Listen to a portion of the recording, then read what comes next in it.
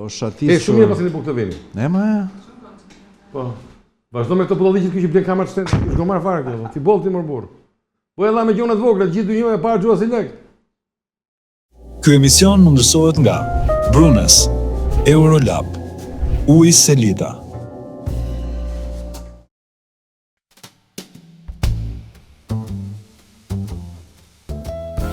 Fly me to the moon, let me play among the stars.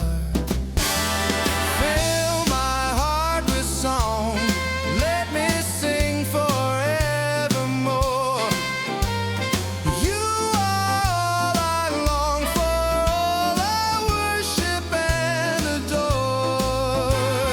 In other words, please be true.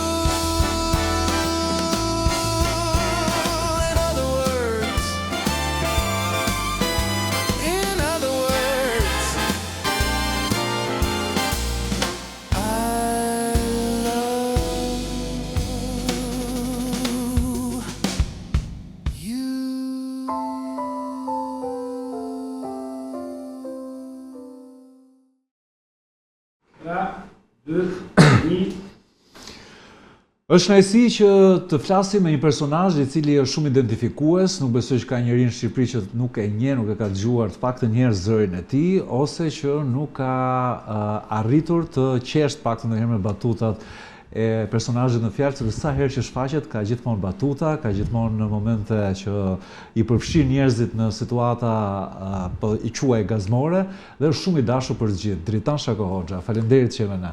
Mirëmbrëma dhe faleminderit. Si ja bëre që u bëre kaq i dashur për njerëzit?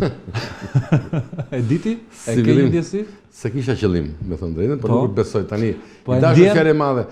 Unë besoj që kam një teori time, ne kam folur edhe me mikun tonë përbashkët, Fevzion, është një teoria ime që gjithë brezim, apo i Blendit, apo i disa që mos i marrë, se mos i harroj ca dhe i ngelatri, krijuam ca personazhe, ca figura, në vendin e dur, në kohën e dur.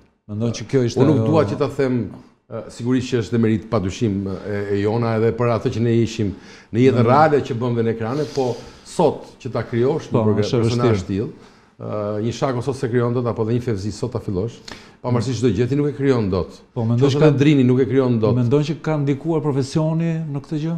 Jo, ka ndikuar kohën që ne e bëm të punë, numri atyre që e bënin të njëjtën punë ishte shumë i kufizuar.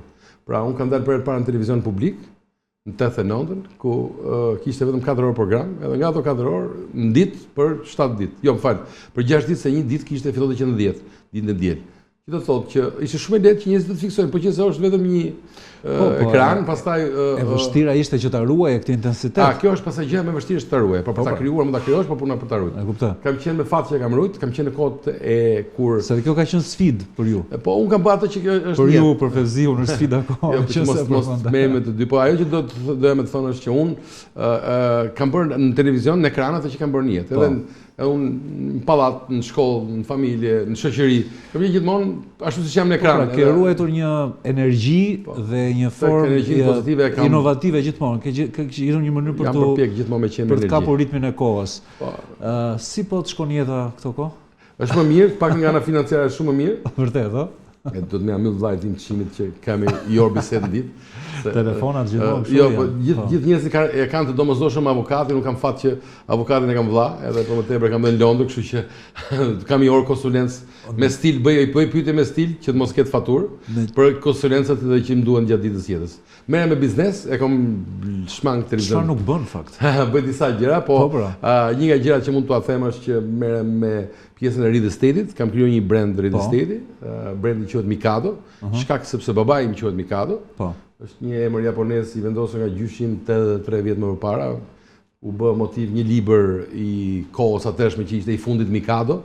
Gjyshimi lexoi me një mikun e vet nga Vunoj, edhe u emocionuai shumë nga historia e tij, po edhe nga emri, edhe vendosi që t'i vinte emri Mikado babait tim, dhe ne kur krijom të brandin me gjithë djalin tim Franklin të madhin, ne vendosëm që t'ia vëmë emrin Mikado. Edhe kemi disa zyra, kemi në disa qytete të Shqipërisë dhe merremi shumë me Kjo është gjë që po të angazhon më shumë këto kohë?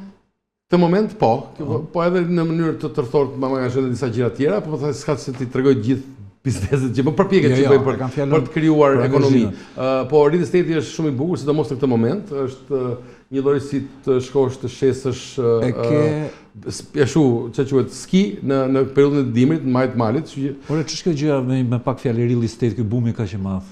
Është momenti i Shqipërisë, nuk do të them, unë besoj që ky është momenti më i mirë i Shqipërisë.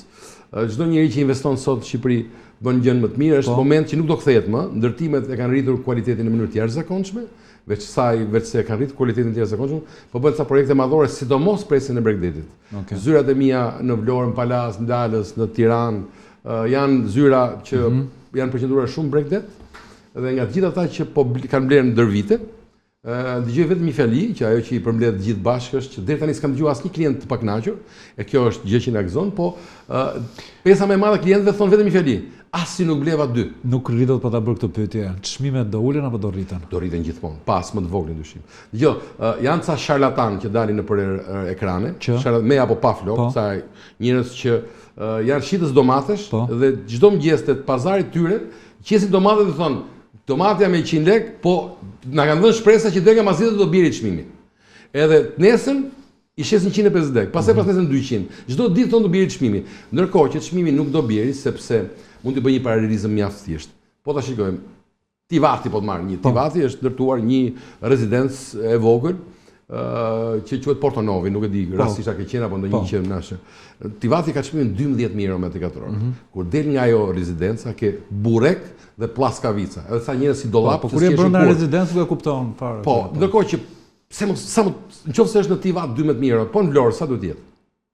Po në Palas sa duhet jetë? Vërtet Adriatik, Shqipëria ka një fat të jashtëzakonshëm, që ka një Bregdet spektakolar. Shumë të bukur dhe Bregdetin. Pa dyshim, pa më të vogël dyshim, po përveç se ne kemi Bregdetin e mrekullueshëm, neve kemi një gjë tjetër që është shumë e mirë akoma. Ne jemi njerëz të qeshur, njerëz të pranueshëm për jemi mik pritës. Çdo njeri i huaj që vjen në Shqipëri, largohet shumë i kënaqur nga Shqipëria sepse njerëzit janë mik pritës. Ti mund të shkosh një turist dhe ty do të vënte përshtypje, po të them më për shembull, një turist gjerman me gjithë gruan e vet, ka shku ke hoteli i Çomes në Vlorë dhe në fund e gjen vetë që është i ftuar ke dasmë të çunit Çomes që është ndark. Gjë që malazezët apo slovenët nuk e bëjnë kur apo qartë. Po futbolli nuk është më biznes, Shako? Është një biznes futbolli? Sigurisht që është biznes, padyshim. Futbolli është shumë biznes. Shumë biznes. Shqipëri jo, në botë është biznes, edhe i mirë madje. Prodhon shifra shumë larta sepse është një gjë që kënaq njerëzit. Është një industri e madhe që shfrytëzohet bashkë. Pak a shumë si po të marrim një shembull, për shembull, e pari që u bë si filmi komercial që u shit çdo gjë e tij ishte Jurassic Park, nëse kujton mi fillim. U shitën nga filmi, pastaj bluzet, pastaj ato model, vazhdojnë të shiten dinosaurët, edhe sot e kësaj dite s'kishte treg. Edhe kjo pjesa e futbollit. Futbolli ja marrin gati të gjitha. Çdo gjë, i bëjnë të drejtën televizive, pastaj arkivin e asaj ndeshjes, pastaj shesin bëhet gol, nëse ke vënë në Serie A, bëhet gol, vjen një qese dhe futej topi brenda. Edhe shitet ai topi që u bë gol asaj ndeshjes. I shef arbitrat e ndeshjes me nga 3-4 tabela reklamash. Pra biletat e stadiumit ti blen biletë brenda biletës. Ti e ke nisur me Serie A komentet apo? Unë komentet e kam filluar në televizionin publik, shtetëror, dhe vendi ku ndeshja e parë që kam komentuar, ta them ty që ja kam thënë edhe shumë vetë, po ta them edhe ty, që është më vërtet shumë interesante, është rastësi. Në televizion publik unë nuk isha në punë, isha bashkëpunëtor i jashtë. Se si ishte një teori që deri në 2 veta mund të marrin punë. Edhe do marrin çfarë si ka se s'më merrni në atë kohë. Edhe unë do të futen koment. Ti ishe komplementuar për të bërë gazetarin duhet të komentoj, as kisha qef fare. Po fare s'kisha qef të komentoja. Po ajt që ti bëhet gjithë duhet edhe të komentojë ndeshje. Edhe bëm stërvitje sa kohë për të komentuar ndeshje. Edhe të harroj që televizioni publik besoj që qenë ti, ajo studia tonë ka 2 atje, që s'duken fare pikë, vetëm 3 teknik, 2 zonja dhe 1 zotëri që nuk e di në sa veta luhet futbolli atë ditë, edhe bëhesh gati ti do të transmetosh kisha as internet apo. Edhe do të transmetohen një ndeshje futbolli, Roma me një ekip tjetër, se sa kujtoj tani. Edhe kisha shkuar te Gjona se ku si kisha sa ju formacionet e lojtarëve. Futëm koment, thotë ai, a shtypi butonin e Erik thotë Eurosport, se ne u vidh të ndeshëm, por nuk se ishte drejt televizive. Eurosporti vllai tha pas ka ndruar si e Romën. Po kë jep se di një neshje kështu këtu. Futet neshja fillon thënë. Edhe vdis tani, ku ti plat. Asaj ashtu filloi. Po filloi dhe aty shkonte Kilmarnock Shelburne. Në jetë si kisha dëgjuar këto skuadra. Janë 2 skuadra, një irlandeze e një skoceze. Nuk e di se si. Dhe futbollisti nuk vjen fare. Padyshim që po. Po si një, jo vetëm unë, po si një si tifozët. Që shifin televizor, edhe unë çfarë bëra? Bëra një katror, bëra numrat, vendosa ato numrat që kisha ata dhe vendosa të caktoj vetë emrat e tyre. Dhe komentova 20 minutat e parë. Clark Johnson, po si të më shkonte minimum. Vendosa portieri një nga i portierëve nga i emër dhe vendosa një 8 emra për skuadër. E kuptova. Ata që kapshin më shpesh topin. Pra thelbi është improvizimi, ka ndjekur gjithmonë ajo që është një pikë e fortë që po. Me një natyrë njeriu që mund gjej zgjedhjen në çdo moment. Po ndeshja e parë në stadium, mban më me bukur? Jo, më e bukur. Po të gjitha ndeshjet janë shumë të bukura. Po. Nuk mund të them dot që është njëra më e bukur apo tjetra më pak e bukur. Ka një ndryshim mes ndeshjes të transmetuar dhe asaj në stadium apo patjetër që është, është 100% ndeshja në studio është pa lidhje fare, ti sheh atë që sheh dhe ti. Unë shoh atë që sheh dhe ti. Si është shkolla e komentatorëve sot? Shqipëria mirë ka, shumë mirë. Po ta krahasosh me rajonin e ka shumë mirë. Okej. Sinqerisht ta them, Shqipëria ka sot disa gaçuna që janë me vërtet shumë të zotët, shumë profesionistë. Ecin me ka disa. Nga koha e parë kur filloi komenti në Shqipëri, në fillim ishte një zotëri shumë i nderuar i kohës, Anton Mazreku, që ka qenë ai që e krijoi këtë punë në Shqipëri. Po gjuha vetëm që ai dispononte dhe burimi vetëm për të marrë informacion ishte nga Italia. Edhe pjesën më të madhe të fjalëve i morën nga komentatorët italianë. Ne nga shkolla italiane kemi marrë më shumë? Kemi marrë shumë nga shkolla italiane, po. Po, kemi marrë shumë, jo më shumë, po kemi marrë shumë. Pastaj ky brezi i ri, unë u përpoqja bashkë me pjesën tjetër të çunave që erdhën, që të dominonin edhe pjesën angleze, pjesën spanjolle. Ajo që pastaj të krijonin edhe diçka tonë, një identitet tonë.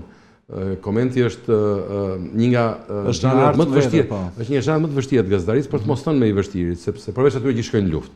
Sepse ti në çdo zhanr të gazetarinë mund tulesh ta shkruash, ta kthesh dhe herë. Aty nuk ka. Aty çka ke për të kriju?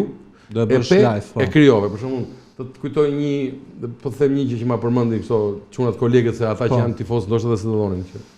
Njëri goditi, njëri dhe nuk bëri autogol, por bëri autoshtyll. Edhe unë doli instinktivisht, autoshtyll. Po tani më thon një fjalë, autoshtyll është një kreativitet rastësisht që do, jo se unë jam në një fenomen. Po që më doli një fjalë autoshtyll, si ishte përdor asnjëherë, se s'kishin pa që njëri të botë shtyll ke porta vet. Thonë që më thon autogol, autoshtyll. Thonë që dhe sporti, futbolli ka qenë më i mirë në vitet 90 apo në vitet 90. Shqiptarët që me gjithë me trasa në për dur të zhduk nga Shqipëria, çfarë futbolli ishte, s'kishte vënë njëri, 97-ën. Legjendat më të mëdha kur janë krijuar apo çdo vit krijon ato legjenda. Të themi gjë, si futbolli, ashtu si arti, ashtu si shumë gjëra. Njerëzit gjithë thonë që në momentin që jetojnë një gjë, thonë që sa mirë ka qenë, ju jeni mirë po. Ata gjithmonë, jo vetëm për sportin apo glorifikon kohën e tij, po. Po edhe ti vet, po ta kujtosh, në momentin që ke qenë i lumtur apo i suksesshëm maksimum, ti s'e ke kuptuar që ky është momenti për të jetuar. Me thonë, më ul me vend dhe më thonë, ç'a qefi po bëj. Sepse gjithë ne duhet të na kalojnë çiko. Jo, do të pyesë vetëm për këta heronj të futbollit, ata që glorifikojnë. Po janë shumë evropianë, po çfarë tani? Janë heronj të kohës tonë, po. Ka një histori shumë të bukur të Agron Llake. Me një gazetar X të një televizioni, para shumë vitesh. Në televizionin Klan madje, sapo kishte filluar. Edhe nuk e kujtoj emrin e gazetarit, po kushdo që vinte ky program, në fillim të viteve 2000, i thoshte erdhi legjenda e legjenda, po 1, 2 dhe 3. Tani Gollaka i Gori që është personazh shumë fantastik, edhe ka dhe shumë miq futbollistë për më tepër. Por e tha, jemi ke emisioni i Z, çdo mbrëmje që vjen nga i futbollist, kanë ardhur legjenda. Legjenda i legjendave legjende. Ore ne na kanë çdo ndru gjithë dynja. Ku po se qenë gjithë të legjenda. Kështu që në sport, në këndvështrimin tim, lojtarët më të mëdhenj janë ata që arrin suksesin më të madh. Jo ai që mund ta mendojmë ne që është lojtari mirë. Nuk le dot patjetër për një koment për kombëtaren. Si është kombëtarja sot? Sot është kombëtar shumë i mirë, ishim në eliminatorët me merit plot u kualifikuam, pavarësisht se Federata Shqiptare e Futbollit nuk besonte që do kualifikoheshim, edhe trajneri ja rinovoi kontratën për të qenë se ishin pa trajner tani. Tani në janar i bën kontratën që të kishin trajnerën e eliminatorëve dhe deri në evropian ndoshta kualifikohemi. Dhe besoj shumë që mund të kualifikohemi. Kështu që skuadra shumë e mirë. Personalisht mendoj që mos ta themi kur të kalojnë ja 10 vjet, po kjo është skuadra ndoshta më e mirë që kemi pas ndonjëherë. Kjo që na çon evropian dhe këta që janë tani, janë ndjem shumë talentuar, një pjesë e tyre ndoshta kanë filluar shumë të ri me Shqipërinë e njerëzve, nuk i kuptojnë që këta janë aq talentuar dhe do luajnë shumë vite me Shqipërinë. Dhe e veçanta që kanë kjo skuadër është që janë shumë të lidhur me fanellën. Pavarësisht se besoj 70% e tyre s'kan lidhur fare në Shqipëri, po janë shumë të lidhur me atë dhe me fanellën. Ore ku e gjen gjithë energji? Do të më pyet Afroditën dhe Mikadon. Përveç asaj kanë përshtypjen që do të pyet Afroditën 1, Mikadon 2 dhe Mirandon 3 që më duron. Duhet të ketë dhënë shumë energji edhe ardhja në jetë Okej, jam bërë gjysh për të dytë. Jam bërë gjysh për të dytë. Kështu që edhe kjo do të jetë një super energji më vet apo. Po, pas Grek Shakoxhës kemi edhe Izelin që na dhuron përsëri një mrekulli tjetër. Franklin me Loenin, nusin e vet, kështu që na kanë bërë një tjetër dhuratë shumë të bukur. Greku është dashuria ime, bëjmë gara me Mirandën kush tri më shumë me Grekun, kush e do më shumë, po. Realisht është qef shumë i madh. Ke filluar kujdesesh posaçërisht për shëndetin apo për mirëqenien tënde? Energjia vjen edhe nga përkujdeset drin po ta vësh re në vitet 1700, mosha mesatare e vdekjes ishte 30 vjeç.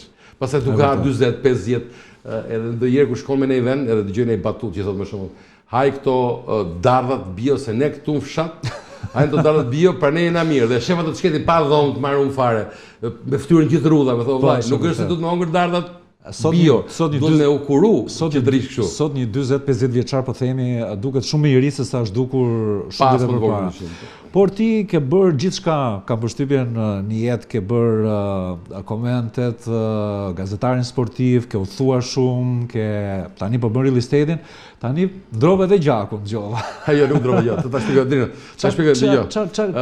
Vitet të shkuara, dëgjoj Drinë, vitet të shkuara që kur në kohët e para të korave, si me thonë, nga vitet kur mund bosh 40 vjeç, fillon gradualisht ta kuptosh që ne gjë do të më korrigju, vllai, do të më kujdes çik për veten, nuk është se është më sa po bëja shaka. Si ai prodhimi atje, dhe do të më rujt. Të pyesja për një procedurë që ke bërë së fundit. Ajo që doja më thë pikërisht te kjo do të thonë që un për fat duke jetuar në një qytet si Tirana ku gjithë to vite, çdo vit ka një gjë të re, çdo vit ka një gjë më të mirë, çdo vit vjen një mundësi, edhe për fatin jo të mirë që për shkak të punës dhe të misive që kam apo të udhëtimeve të shumta në përbot zbulon gjëra të cilat wow, çfarë thumë, edhe këta kanë shpik këto njerëzit, edhe ti rri me këtë pishmonin që thu, po e kanë shpik, po si sa lek bë më burr, edhe si afrohesh dot shumë gjërave. Shumë trajtime në trup, në fytyrë, përpiqet njeriu t'i bëj. Kur i gjen në Shqipëri, ke një plus shumë të madh. E tillë është klinika e Eteris, e cila ofron në fakt një shërbim. Ajo ishte zbulim, ta them me thon drejtën. Ajo ishte zbulim për mua. Unë e kisha parë një dokumentar të kësaj Jennifer Lopez dhe të këtij Michael Jordan, që është disa celebrity. Idulli im është Michael Jordan në sport, edhe për shkak se unë kam qenë basketboll vetë, edhe e shiva që e bënte Michael Jordan 2 herë në vit, edhe kjo ishte një kur që në atë kohë kur e tregonin para 10 apo pak më shumë vitesh, thonin që Michael Jordan bën një gjë me gjakun që është vërtet shumë unikal. Është një ndrim i plazmës. Kur dëgjoj fjalën plazma exchange, çka ka burr, edhe thotë ç'është kjo çmenduri, duket një gjë utopike. Ndërkohë një ditë bukur në Tiranë më thot një nga miqtë e mi, doktor, kam shumë miq doktora që ta dish. Duke sapo i kanë zgjedhje apo rasti? Jo, i kam miq më të zgjedhje, sepse duhet të pas miq doktora, po. Avokati dhe doktorit, një doktor, një real estate, një avokat. Të dua se s'bën, më beson. Kështu që po sidomos doktori për ditë keqe. Se gjithë i dëgjon nëpër Tiranë që thon, kam ca lek në bankë i ruaj për ditë keqe. O vllai, ma e shok doktorit se del më lirë. Dhe po thoshte? Edhe më fakt të gjën që erdhi kjo makineria, unë kisha shumë fakt personalisht e kam kërkuar disa kolegëve doktora të këtij doktorit që solli, edhe më në fund një nga kjo klinika që thotë guxoi dhe e solli në Shqipëri. Ti s'kisha asnjë problem, se nuk ka nevojë të kesh një problem ose shqetësim për ta bërë këtë gjë, kështu që çdo njeri që do të ndihet më mirë së brendshmi, mund ta provojë apo jo.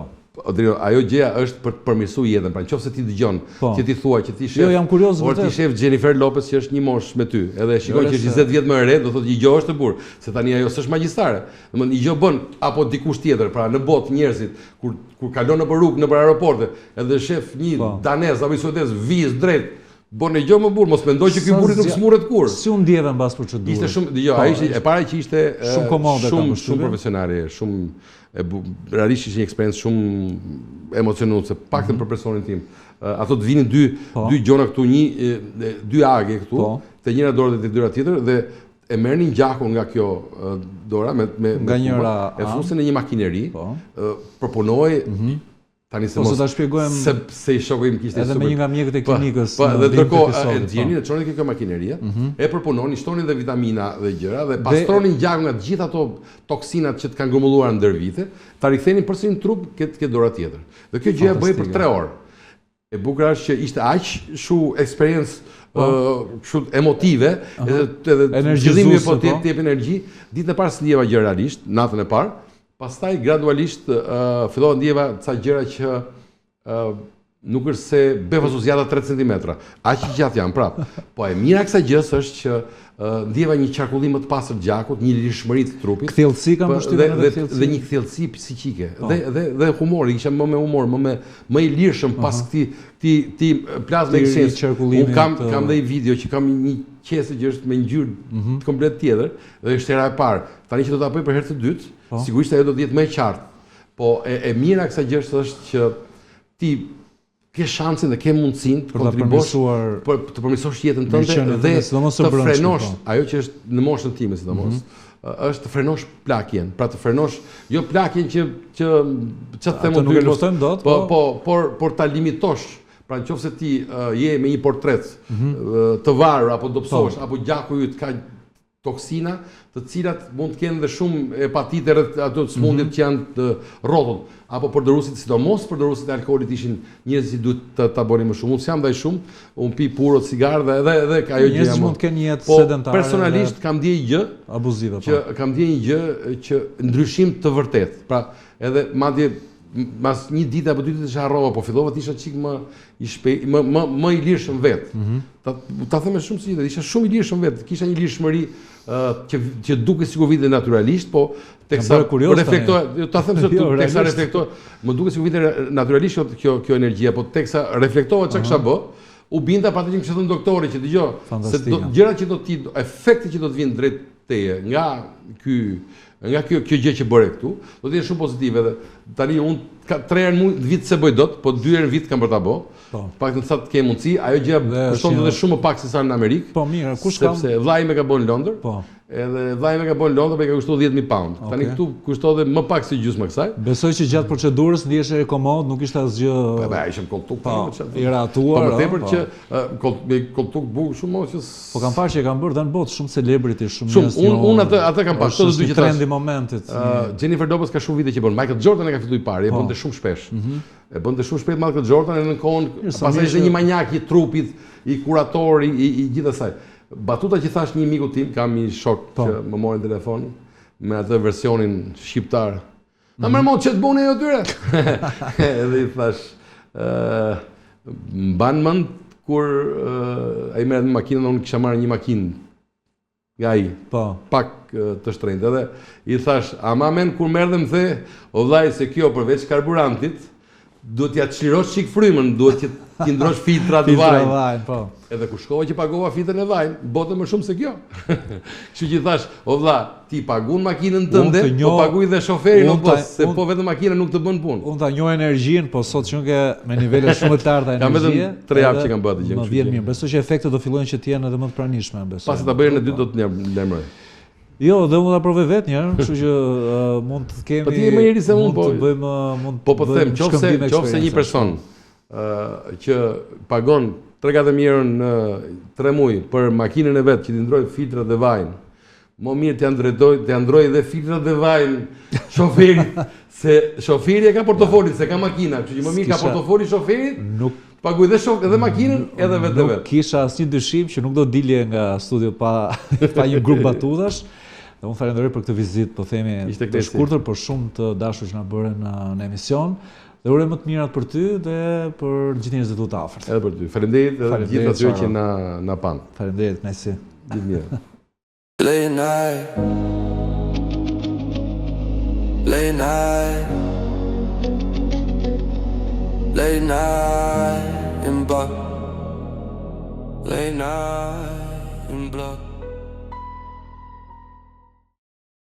Dhe jemi së bashku, por këtë herë për t'ju përcjell disa detaje shumë interesante për mënyrën se si realizohet nga ana mjekësore ajo që Dritan Shaku Hoxha kishte eksperimentuar vetëm pak më parë, siç na tregoi eksperiencën e tij dhe faktin që ndiej shumë energjik dhe shumë në formë. Tani do t'ju shpjegojmë përmes mjekut doktorit Amarildo Hidri, mjekut anestezist reanimator që na ka mbritur në studio nga klinika Eteris, disa detaje që lidhen pikërisht me këtë procedurë. Amarildo, faleminderit që jemi ne. Kënaqësi. Do fillojmë që t'japim disa detaje më shumë, por do doja që të bëj një falënderim për ata që na mundësojnë këtë program për disa ronën, pijen tonë, ju doktorët pini? Me raste. Asnjëherë? Apo bëni gëzuar dhe faleminderit për kohën. Për Ujin Selita, gjithashtu një falënderim, por edhe për Kompanin Brunës që na mundson një pjesë të realizimit të studios që të dukemi sa më mirë dhe të vim sa më mirë tek ju. Mirë, dhe sikur se u thash pak më parë, tani do të hyjmë në një pjesë e cila është thelbi i mirëqenies sonë. I mirëqenies dhe i një mundësie që tashmë, sikur se kemi përmendur disa herë më herët gjatë këtij episodi, ofrohet përmes klinikës Eteris Clinic Day Hospital dhe çdo gjë tjetër që ofrohet aty. Unë jam shumë kurioz vetë, çfarë është konkretisht Therapeutic Plasma Exchange? Si do ta përkufizonim, po themi këtë trajtim dhe megjithatë si funksionon ai? Atëherë që ta thjeshtojmë këtë si procedurë, sepse edhe si fjalë është fjalë e madhe, edhe si procedurë e tillë është, por që dhe njerëzit ta kuptojnë. Po. Therapeutic Plasma Exchange, plazmafereza apo zëvendësimi i plazmës është një procedurë mjekësore që bazohet drejt për drejt te gjaku dhe nën produktet e tij. Okej. Që do të thotë, gjaku përbëhet nga dy komponentë kryesorë, që janë ruazat e kuqe, ruazat e bardha dhe trombocitët, dhe pjesa e ujshme e saj që është plazma e gjakut. Dhe plazmafereza merret drejt për drejt me pjesën e ujshme të gjakut, me plazmën, pra me këtë pellgun që qëndrojnë gjithë proteinat inflamatore, helmet, citokinat, mikroelementet dhe bën pikërisht zëvendësimin e kësaj. Atëherë, edhe një herë, merret, siç na shpjegoi në fakt edhe Shako Hoxha në pjesën e parë të emisionit, merret gjaku në mënyrë intravenoze normalisht nga njëra anë, po themi, nga njëra dorë dhe kalon në këtë aparaturë, e cila çfarë bën? Ajo bën centrifugimin e gjakut, që do të thotë nëpërmjet forcës mekanike, këto element që unë përmenda më lart, këto element të gjakut, e ndajnë plazmën nga gjaku. E ndajnë plazmën nga gjaku dhe në të njëjtën njësi kohe, kjo plazmë që ndodhet në aparat zëvendësohet me albumin humane sintetike, që është njësoj si. Dhe pasi është zëvendësuar? Pasi zëvendësuar, nëpërmjet një vigoni tjetër kalohet përsëri në trupin e pacientit. Tani, e gjithë kjo procedurë, pak a shumë, për sa kryet dhe sa zgjat? Ajo si procedurë është individuale, sepse ka të bëjë shumë me peshën e pacientit, me volumin që ai ka në qarkullim, me rrugët venoze që përdoren dhe me sasinë e asaj që ne duam të zëvendësojmë. Po i gjithë gjaku i trupit i gjithë kalon nëpërmjet makinerisë për 2 orë, 3 orë në varësi nga pacienti. Sa litra gjak kemi në trup? Mesatarisht 5 litra, 6 litra. 5-6 litra gjak ka normalisht trupi i njeriu dhe i gjithë ky gjak rifreskohet, le të themi kështu, ripastrohet dhe futet më pas i pastër. Në terma të përgjithshëm, nga cilët element pastrohet zakonisht gjaku përmes kësaj procedure? Plazma e gjakut është mjedisi i ujshëm. Aty janë gjithë proteinat që janë në qarkullim, janë citokinat, proteinat që zhvillojnë proceset inflamatore, toksinat, mikroelementet, mikroplastika, sepse duhet të theksojmë shumë që nga studimet e fundit ka edhe shumë element mikroplastike. Sidomos në vitet që jetojmë, po. Edhe është pak a shumë është një depo ku akumulohen gjithçka që ne i kemi bërë trupit tonë, nëpërmjet ushqimit, nëpërmjet pijeve, nëpërmjet ajrit, aty është një depozit që gjitha ato duan shumë kohë të eliminohen. Këto që përmendët ju hynë si përfitime nga ana mjekësore apo ka dhe të tjera? Domethënë nga ana mjekësore, cilat do ishin përfitimet e këtij trajtimi që bën në klinikën Eteris? Nga ana mjekësore ne shikojmë dy këndvështrime, qoftë atë laboratorik, qoftë atë klinik. Nga ana laboratorike, para se të bëhet si procedurë, ne masim disa biomarkera, masim nivelin e inflamacionit që është në trup dhe gjithashtu në mënyrë seriale, pas 1 muaj, pas 2 muajsh, ne i rimasim këto biomarkera për të parë ecurinë e tyre që gjithmonë kanë tendencë në ulje. Ndërkohë nga ana klinike, nga ana se çfarë ndjen pacienti. Po, vetëm një ndërprerje, ju po thoni që çdo gjë është e matshme edhe nga ana mjekësore, pra nivelet normalisht unë pyetjet që po i referohen në publiku që do të kuptoj pak më shumë, ndaj edhe ndonjëherë përpiqem të shtjelloj pak më gjatë. Nuk është diçka e perceptueshme, është diçka e vërtetueshme pra që këto nivele inflacioni janë të reduktuara në basi është kryer plasma exchange apo jo? Patjetër, sepse plasma exchange është procedurë e mirëfillt mjekësore. është krijuar si e tillë dhe normalisht që matet me këto biomarkera. Dikush mund të thotë unë jam shumë mirë, nuk kam asnjë shqetësim, pse duhet ta bëj këtë, po themi, po e quaj trajtim mjekësor, cila kategori njerëzish është më shumë orientuar apo e dedikuar për ta bërë këtë trajtim? Ne shqiptarët kemi një veti shumë të keqe që gjithmonë themi që jemi mirë. Kemi karakteristikë. Madje dhe kur na vëm diçka themi se s'ka gjë se kalon. Por koha ka treguar, shkenca ka treguar që kur trupi jep sinjale dhe kur jep shenja pra që ne s'jemi mirë, në shumicën e rasteve është shumë vonë.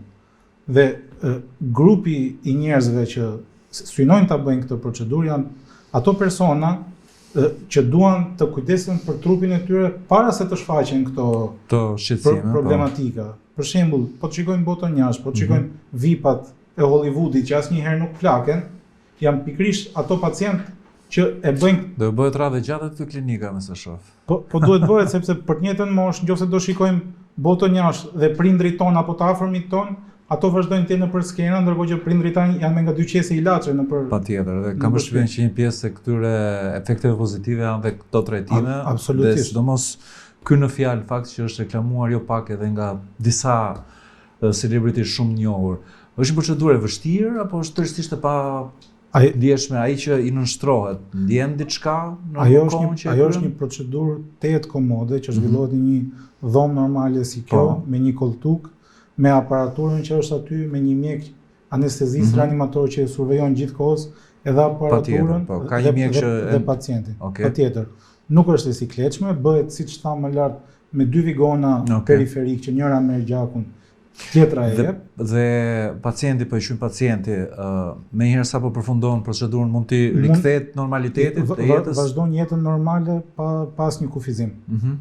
Dhe efektet, le t'i quajmë megjithëse janë të shtrira në kohë, fillojnë të ndihen që në ditët apo në javët e para, për shembull, po i referohem shpesh sepse e kishim një dëshmi të prekshme edhe të treguar nga ai vetëm pak më parë, tha që unë pas pak kohësh fillova të ndjeja efektet pozitive të energjisë trupore, po edhe një kthjellësie mendore. Ndjen efektet me një. Ajo është një procedurë që efektet i jep me njëherë, që ditën e nesërme pacientët ndjen më të qetë, ndjen më të kthjellët, nuk e kanë atë zymtësinë që mezi zgjohen nga shtrati, janë më aktiv, kanë një imunitet më të fortë, sepse siç e tham, gjithë ai pellgu që i kishte gjithë këto helme, gjithë këto toksinat eliminohet dhe trupi e ka më kollaj, metabolizmi e ka më kollaj të funksionojë. Orare të lira keni apo do të më fol me klinikën? Do flasim me klinikën.